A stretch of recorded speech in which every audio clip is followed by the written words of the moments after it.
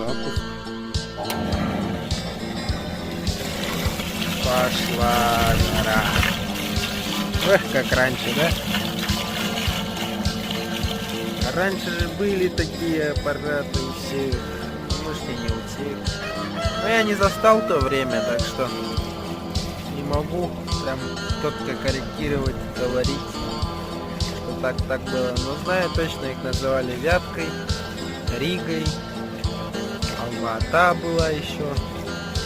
Но стиральные машины были, еще тут произведено было вот специально для выжимки стояли. Ну, в общем, нашел я себе такой аппарат рабочий.